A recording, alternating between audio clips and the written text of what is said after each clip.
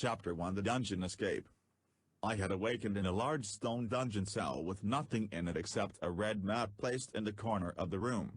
I do not know how I got locked up in this dungeon, but I sure want to get out of it, I said. I scavenged around the dungeon cell for anything that might be useful for breaking out of the dungeon. The only thing I found in the room was a spike club. Well, I can't use this to break out of the dungeon, but I can use this to defend myself once I do break out of the dungeon. I gazed around the room making sure there wasn't anything else I could use to break out of the dungeon. I found nothing. Well, that stinks, I said finally. Hopefully some guard comes by and opens the door, so I can knock him on the head, make him fall down and then escape. I walked back over to my mat and placed the spike club beside it. Then I wondered about how I had gotten here. The last thing I remembered before being in the dungeon is camping out one night just beyond the city walls of a moor. That night I slept behind a big tree that could probably fit 7 people behind it. Next thing I know I wake up and find out that I'm stuck in this dungeon. I must have gotten captured and brought here during the middle of the night, I said. The question is who captured me? I pondered on this question for a moment, and then I suddenly remembered that the reason I went to Emor was to find the legendary temple that stood somewhere in the city and that I had been told that the Dark Lord Quintanamo had secretly sent 2 ascendants which were spies, to prevent me from claiming the throne of the legendary temple in Emor that is said to give you great power beyond belief. So that's how I must have gotten here, I said. Over what felt like about 7 few hours since I had awakened in this dungeon, I did a bunch of activities that I came up with. Some of these activities included walking around the perimeter of the dungeon cell in the least amount of steps possible. Another was doing handstands and somersaults on the cell floor. Another was practicing my Serapine jumps and combat moves. The Serapines were a tribe from the city of Tipico and had a special type of jump that was very effective in combat and was adopted by people across Gontahuatl. After that I went back over to my mat and fell back asleep. The next day I woke up and ate a granola bar that I had in the pocket of my jacket. I had 3 granola bars left over in my pocket when I got here, which was all I had to eat. I ate one yesterday and now I just ate another one. I only have one left now, which isn't good since yesterday no guards came by to give me food. That might mean that the prisoners in this dungeon do not get fed, so when I run out of granola bars I will have to escape soon because otherwise I will starve to death. After eating my second to last granola bar I did a bunch of activities that I came up with. Some of the activities I also did yesterday, like the Serapine jumps and combat moves and walking around the perimeter of the dungeon cell in the least amount of steps possible. In addition to those activities I came up with some new activities like running around the perimeter of the dungeon doing as many laps as possible. Another activity was a game I made up called 6 Spaces. In the game I stood at one of the 6 spaces and rolled the dice I had in my pocket.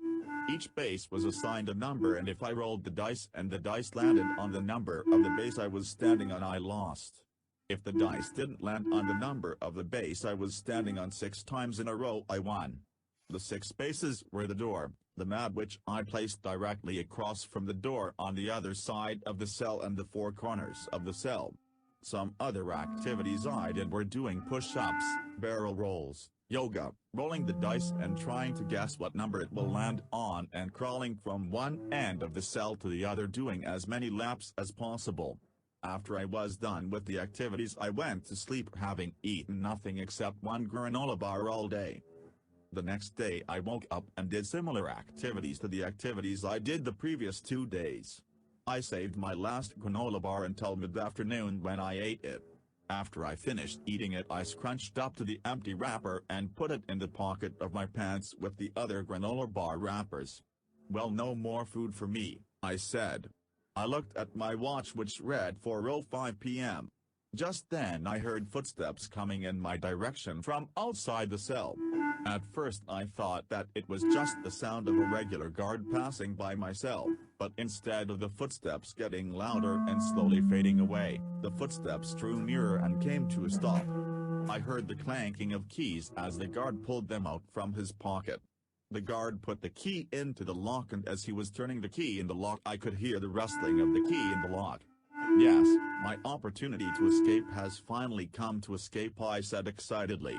Suddenly the door swung open, and in the doorway stood a serpental who was about 7 feet tall and wore rust-colored metal plates on his forearms, a headband on his elongated head, a gold belt across his waist, a green choker around his neck, and a robe made of jaguar skin.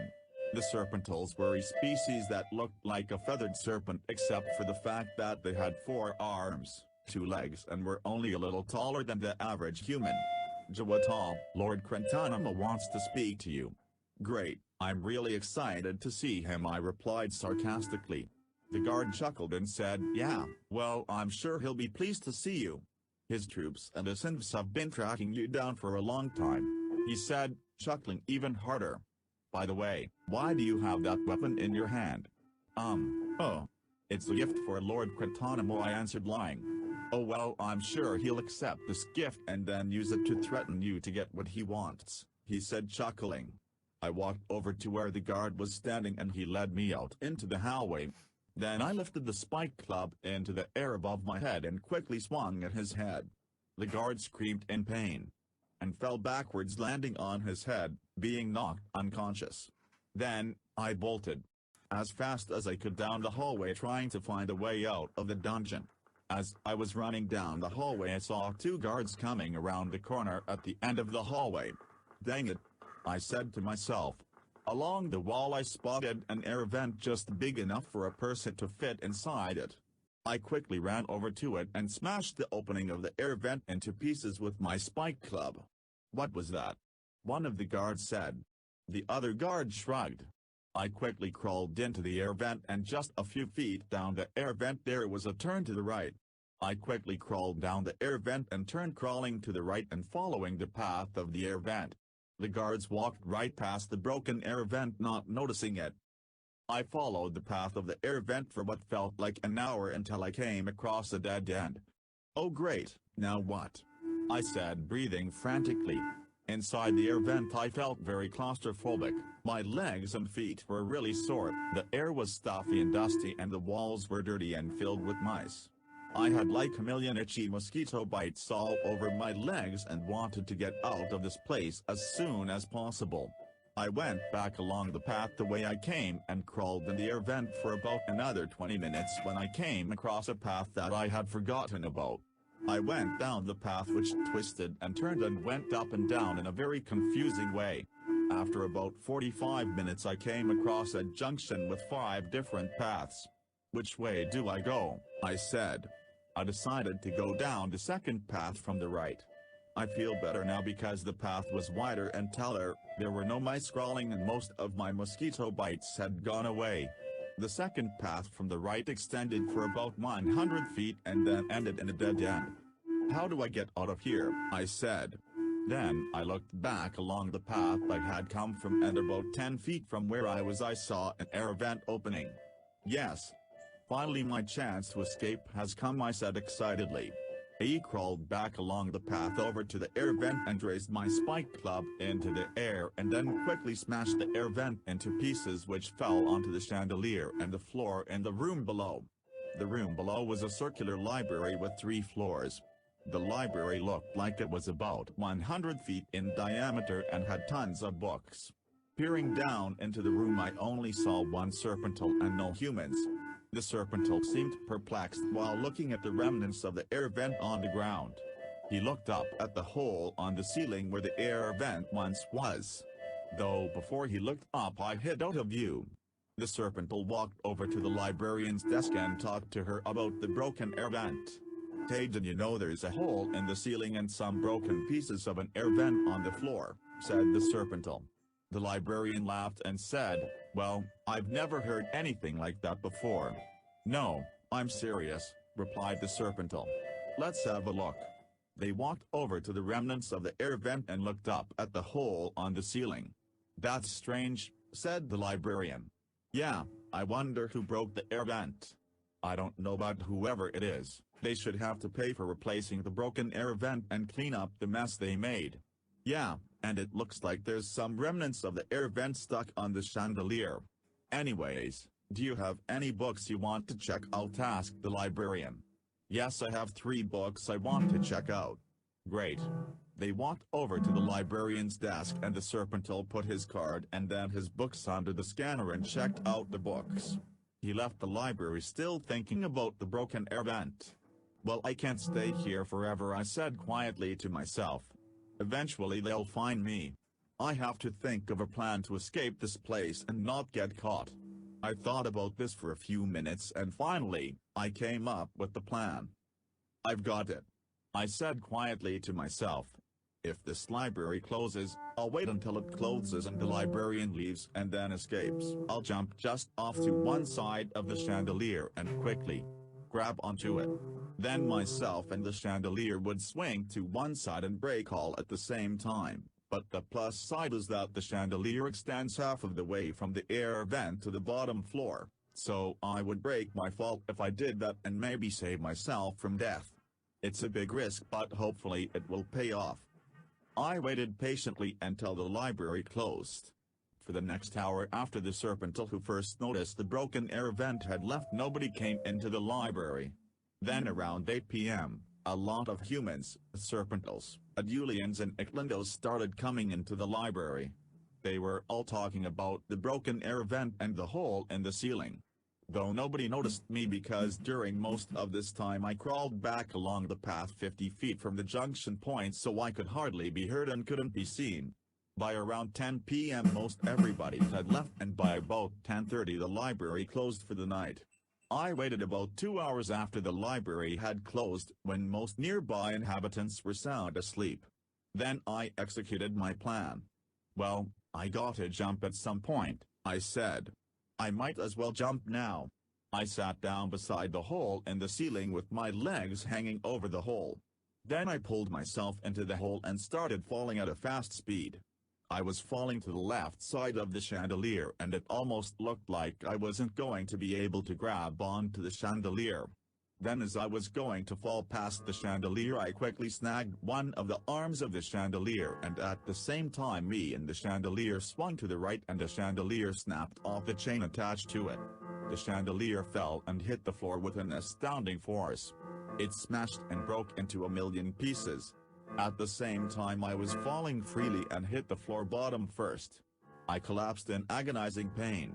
My bones and my legs were crushed, my arms were as weak as sticks, my back really hurt and I had a severe headache. I didn't want to get caught, so I wanted to escape. But the problem was I could hardly move and I was so tired and injured that I decided not to go anywhere. Well, so much for trying to escape, I said. Then I went to sleep. That night I had a horrible dream. In my dream I was back in my hometown of Zaputek and I was sitting on a rug writing a play for the Cyrodotech Theater inside my wooden hut that I lived in. When suddenly I heard some footsteps outside. The footsteps drew closer. Then I heard more footsteps coming from the opposite direction. I heard some people talking outside. "Do you think he lives in this hut?" one of them said. "I'm not sure. We've asked many people around town and they've said he lives in this part of town." "Yes, and we've gone inside a lot of homes around Zaputek looking for Jawata and didn't find him," said another. "There's a small chance he lives in this house," said a Serpental. "Yes, even though we've gone inside a lot of homes today looking for Jawata and we're exhausted, I think we should go inside a few more homes and look for Jawata." Most of the people and Serpentals in the group sighed and one of the Serpentals said, "I don't feel like it." "Me neither," said another. "Yeah, I think we should call it a night," said one of the men. "How about this is the last house we go inside to look for Jawata," said another one of the men. "All right. Let's do it," said one of the men. Jawata, who heard the men and Serpentals talking outside, was hiding in the corner of his hut behind a vase. He thought that he would probably eventually be caught if he hid behind the vase when the men and Serpentals came inside the hut to look for him, so he decided to take his chances and try to run out of the house and past the group of men and Serpentals as fast as he could and hope he didn't get caught by them. Right when one of the men outside said, "All right, let's do it," Jawata quickly opened the door and bolted right past the men and Serpentals. One of the serpentals grabbed Jawata by the shoulder for a second, but Jawata quickly shoved him away and kept on running. The men and serpentals chased after me for about a half a mile down the dirt path my hut was on when I turned another path. They also turned down the same path, but when they had turned the corner I had already run down another path. I sprinted down that path for about 200 feet and hid behind a bush in front of a glowman hut, and by the time I was hidden the men and serpentals came to the intersection that the path I was on led to. "Which way?" said one of the men. "Let's try that way," said one of the guards, pointing in the direction Jawata was in. Not knowing they were coming in my direction, I stayed where I was. They walked down the path looking at each glowman hut trying to find me. They noticed me behind the bush. The guards quickly grabbed a hold of me and tied my hands together with rope. They pressed me back against the glowman hut.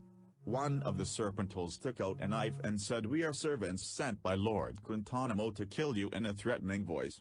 I panicked as the knife drew closer to me until he stopped. And then with one big blow he tried to strike me in the stomach. And that's when I gave out a shrill cry and I had suddenly awoken. I said as I had just woken up from a bad dream. Then I suddenly heard distant footsteps. Clock, clock, clock. The sound of the footsteps became slightly louder. I waited about 30 seconds and the sound of the footsteps became a lot louder and faster. I was worried that someone in the fortress had heard me and the chandelier fall and smash into the ground earlier and was going to go into the library to investigate what had happened, and then I would be caught. So I crawled to the far side of the library from the entrance and hid underneath the table, hoping I wouldn't be seen. The person who was walking down the hall took out the key to the library. He put the key into the lock and twisted the key in the lock until the two entrance doors were unlocked. Then he pushed open the two doors and walked into the library. "Where is that dirty little scumball?" mumbled one the man. The man walked around the library searching for Jawata. He looked over by the library desk, behind chairs and trash cans, in the bathroom stalls and underneath most of the tables and didn't see him. The man went over to one of the tables, sat down and said, "Where in the world could that little rascal be?" Then suddenly he heard the sound of something being smashed into pieces behind him. "What was that?" the man said and quickly turned his head. Behind him he saw an air vent smashed into pieces and a man with a thin cape, a helmet carved to look like an eagle's face, a tall brown feathered headdress, a leather coat, leather pants, a shield with 4 crescent moons on it and a shining obsidian bladed sword in his right hand. He was an eagle and his name was Atazan. Atazan was born in Toki and grew up just like any other boy from Quilaka in his time. And when he turned 15 he started training to become a warrior. He was especially gifted in the art of fighting. When he was 18 he completed his training, he joined the commoner rank and was ready to go into battle. The first battle he fought in was the Battle of Aluzo, where he slayed about 50 men with his obsidian sword and killed about 150 men with his Lado. The second battle he fought in was the Battle of Niam, where he killed 120 men with his obsidian sword and killed about 200 men with his bow and arrow. And after fighting in about 10 more battles he got promoted into the noble class because of his unbelievable fighting skills and could join one of the warrior societies. He decided to join the Eagle Warrior Society and has been an Eagle Warrior for nearly 500 years. He fought in many wars for the kingdom of Quilaka and has fought relentlessly to help his kingdom attempt to claim the 10 previous temples of Gatahuatli erected by the gods.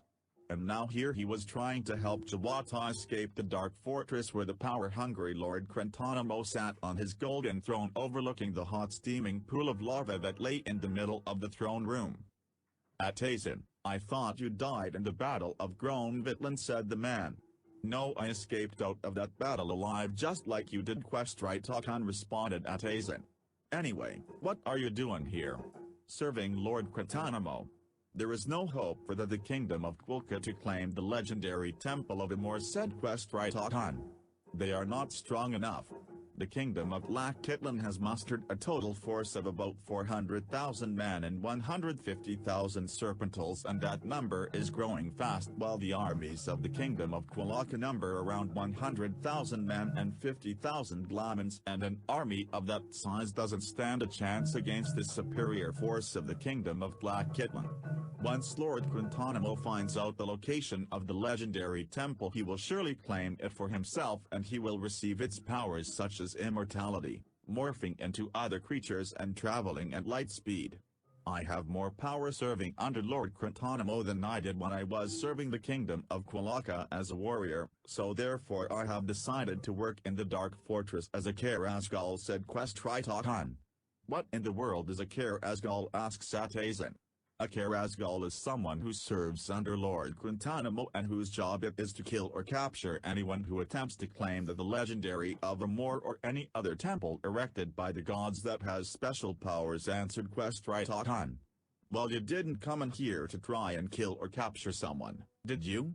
I did. I came to capture Jawata and bring him to the throne room of the Dark Fortress to get sacrificed in the hot sizzling pool of lava there that overlooks the throne under Lord Quintanamo's order.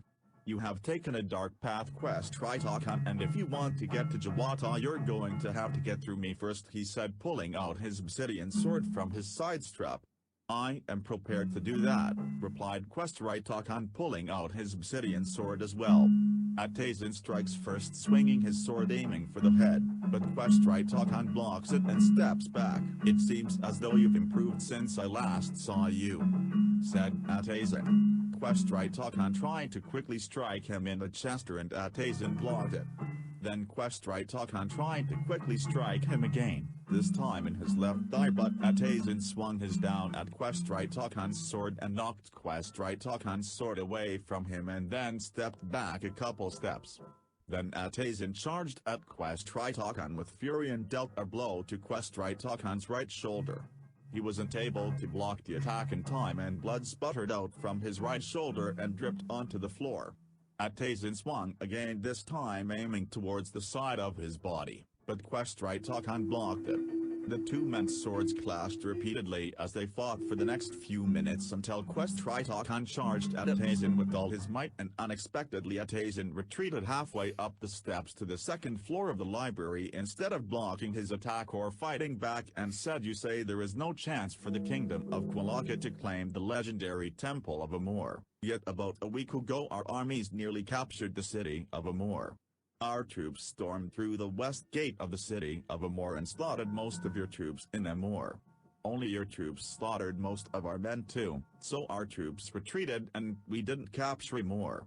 I still believe that there is no hope for the kingdom of Quilaka to claim the legendary temple of Amor.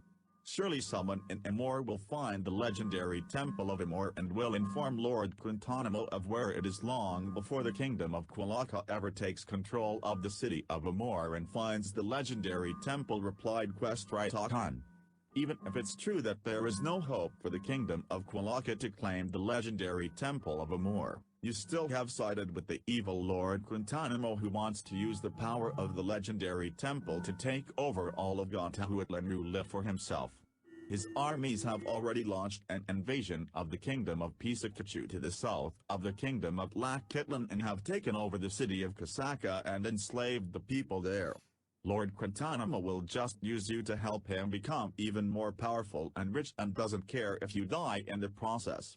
Still, I think he will have more power and money serving under Lord Quintanamo than I did when I was a warrior for the kingdom of Quilaka. I barely had enough money to survive and make a living as a warrior for the kingdom of Quilaka. Now I at least have a decent amount of money and I am happy about that," replied Questritakan. "Well, I guess it's no use trying to convince you that you should switch sides and fight for the kingdom of Quilaka," said Atazan. "Anyway, do you still intend to kill Jawata? 'Cause if you do you're going to have to kill me first," asked Atazan. There was a long pause. Questritakan was pondering over the question for a while, thinking about what his best answer would be and the possible outcomes of his answer. "Well, are you going to answer?" asked Atazan. "No, I do not intend to kill him anymore. You have made a good argument as to why I should fight for the kingdom of Quilaka against Lord Quintanamo, instead of serving for Lord Quintanamo. And now I am convinced that it would be wisest to stop serving under Lord Quintanamo and go back to fighting as a warrior for the kingdom of Quilaka, just like in the old days. Atazen was surprised by this sudden change of opinion.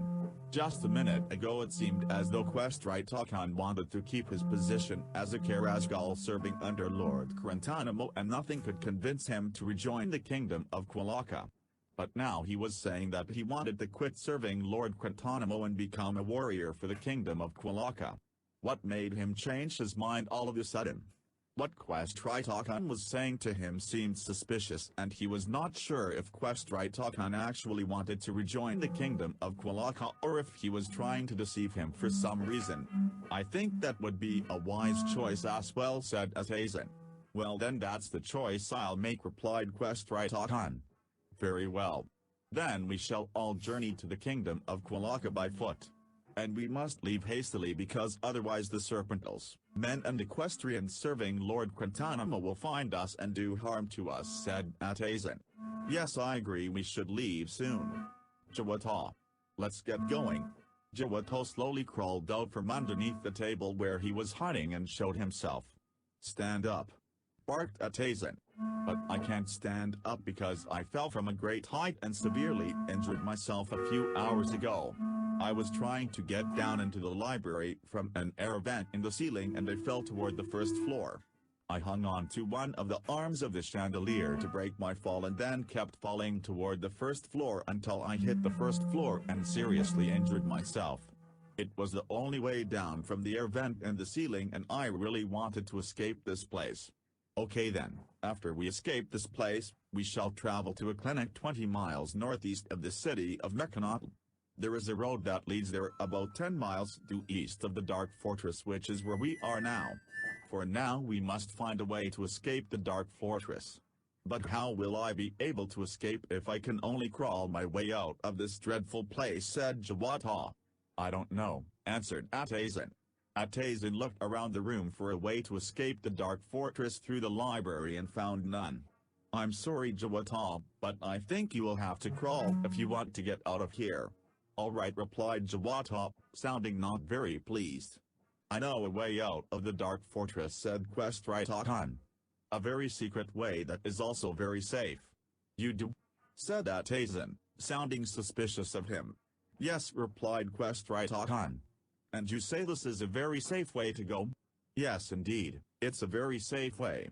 You know this place a lot better than we do, so you would probably know of better ways to escape than we do. True.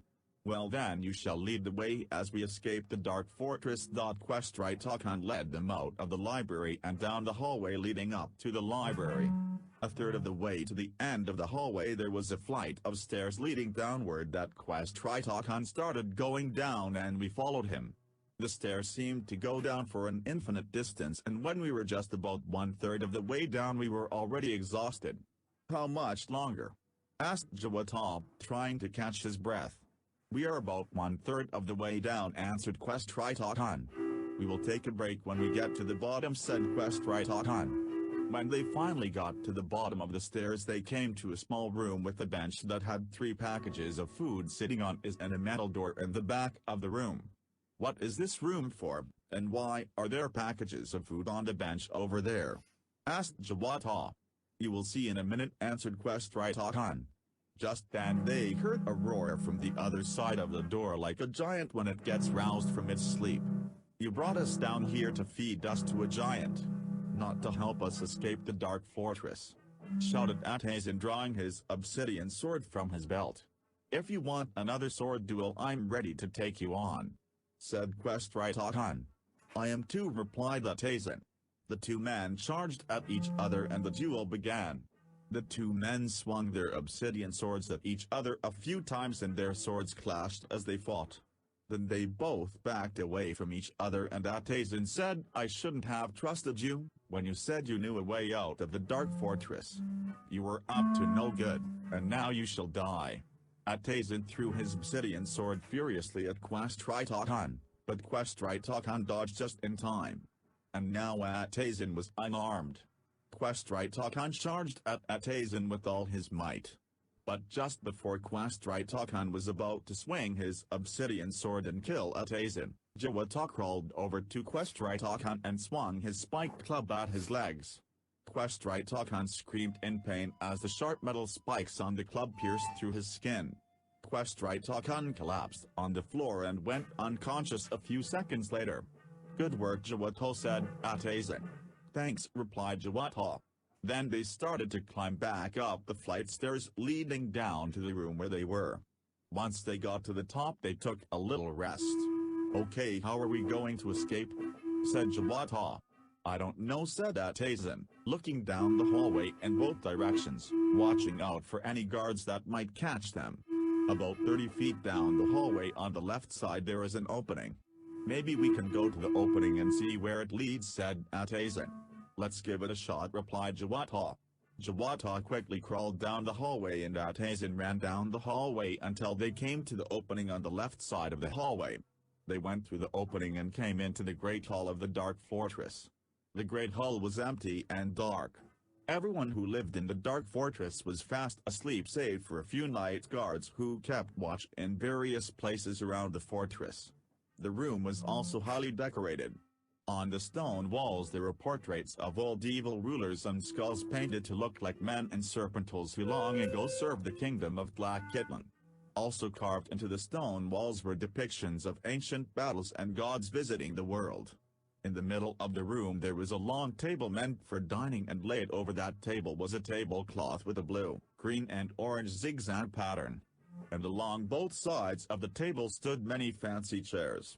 The floor of the room had a pattern of many black squares with red squares inside each of them and was made of marble. At the end of the room was a statue of the serpent god Quetzalcoatl that was painted red, black and gold. They walked around the great hall looking for any doors leading out of the great hall. They found none. Then they exited the great hall and went further down the hallway. At the end of the hallway they came to the throne room of the Dark Fortress. Here they were in the place where the evil Lord Cratonimo dwelt every day, barking orders at the men, serpentals and equestrians who live and work in the Dark Fortress. The throne room looked like the only lit-up room in the fortress. This was because in the center of the room there was a hot steaming pool of lava that lit the surrounding areas of the lava pool. Beyond the lava pool was the giant throne that Lord of the Dark Fortress sat on every day. The giant throne was made of steel, and in the center of the throne was the flag of the kingdom of Black Kitlan. The armrests of the throne were golden and had many intricate designs on them depicting the gods of the world. At the top of the throne there were 3 emerald spikes that glimmered in the darkness of the other side of the throne room. And the part of the throne where the Lord sat on had a big circle made of lapis with a triangle made of turquoise inside of it. It was truly a throne meant for a rich king or lord. On either side of the throne stood flags representing the 14 provinces of the kingdom of Black Kitlan. Besides the throne, the flags and the lava pool, there wasn't much of interest to me or Atazin in the throne room. There were however 2 other exits leading out of the throne room besides the way they came in. One of the exits led to the dungeon of the Dark Fortress, the other led to the bailey. We went through the exit that led into the bailey of the Dark Fortress. The bailey was probably one of the most pleasant places in the Dark Fortress. There were many trees swaying in the cool breeze and the grass looked rich and alive. Leading out of the entrance to the throne room from the bailey was a path that me and Atazin were walking on. "I think somewhere around is a stable where my wombat is lying down in a pen," said Atazin. They walked down the path a little further until they came to the stable, which housed many strange animals. Once we made it to the stable, Atazin stood still for a moment trying to recall which pen he had locked his wombat in. Then once he remembered, he walked over to the pen that held his wombat and opened the gate to the pen. The wombat was sound asleep. Atazin roused it. The animal awoke and grunted as if it did not like being woken up. "Jawata, get on," said Atazin. Jawata crawled onto the wombat's back and Atazin strapped him to the animal's back so he would not fall off while they were riding to the clinic. Then Atazin ordered his wombat to stand up and then he mounted it. They rode down the path that led back to the throne room for a short distance. Then they turned and rode down another path leading toward the center of the bailey. Once they got close to the center of the bailey, they came to another path leading to the gatehouse and the entrance to the dark fortress. They traveled along this path and came to the gatehouse, where two guards stood by the entrance. Told, "Who are you and what are you doing, trying to exit the dark fortress so late at night?" asked one of the guards. There was a long pause. Atazin was trying to think of an answer that might make the guard let them into the gatehouse, but he couldn't think of one. "My name is Atazin and I am a ranger from the kingdom of Quilaka, and this my friend Jawata, who is an eagle warrior from the kingdom of Quilaka. We are attempting to escape the dark fortress because we think that everyone should have an equal chance of claiming the legendary Temple of Amor, and no one like Jawata should be sent to dungeon for trying to claim its powers. Lord Quintanamo shall be the only person to claim the legendary temple's powers. And you both shall be sent to dungeon immediately for trying to escape and reported to Lord Quintanamo," said one of the guards. "Well, if you want to send us to dungeon, you're going to have to fight me first," said Atazin, pulling out his sword.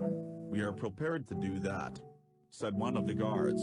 Atazin dismounted his wombat and charged at the guard standing on the left side of the entrance to the gatehouse. The two guards drew their swords, ready to fight Atazin.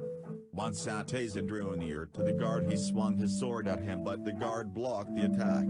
Then the guard tried to strike Atazin in the chest, but Atazin blocked it. Then the other guard came up from behind him and attempted to slice Atazin across the waist with his sword. But before that happened, Atazin quickly turned around and swung his sword at the guard's sword, knocking it out of his hands. The guard tried to quickly grab his sword, which was on the ground, but Atazin swinged his sword and dealt him a deadly blow to the chest and he died. Now there was only one guard left. The guard came up behind Atazin, lifted his sword high into and swung downward onto him. Atazin dodged the attack just in time by grabbing the sword on the ground and moving away from the guard. The guard then ran toward Atazin and attacked him a second time. Atazin blocked the attack. Then Atazin tried to quickly strike him in the chest, but the guard blocked his sword. Their swords clashed as they fought for about another 5 minutes until both were exhausted. Then they backed away from each other and Atazin said Jawata doesn't deserve to be thrown in a dungeon cell just for trying to claim the legendary Temple of Amor. Lots of people are trying to claim the legendary temple and all of them deserve an equal chance at doing so. It's unfair to let someone die in dungeon, just because you don't want them to claim the legendary temple. I get orders from Lord Quintanamo, and I must obey them or else he will harm me, said the guard. And that means I must kill you, if you refuse to go to dungeon. Atazin ran over to the guard and swung his sword at him again, but the guard blocked his sword.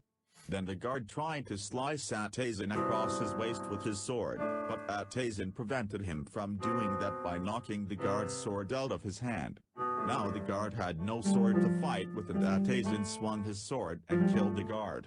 Atazin ran over to his wombat and mounted it. Then Atazin and Jawata rode into the gatehouse and Atazin dismounted the wombat. Then Atazin walked over to a winch and used it to raise the portcullis of the dark fortress. Now they could finally leave the dark fortress. The two guards standing on either side of the entrance to the dark fortress were sound asleep, so they didn't bother Atazin and Jawata. Atazin walked over to his wombat and mounted it again. Then they were off and rode swiftly through the city of Aztlan, which was the capital of the kingdom of Black Kitlan. It was nighttime and the inhabitants of the city were sound asleep. After about 10 minutes of riding on Atazin's wombat, we had already left the city of Aztlan. And now we were traveling on the road that connects Aztlan to Mekanata. We traveled along that road for about 50 miles before Atazin suddenly steered his wombat off the road and into the savannah.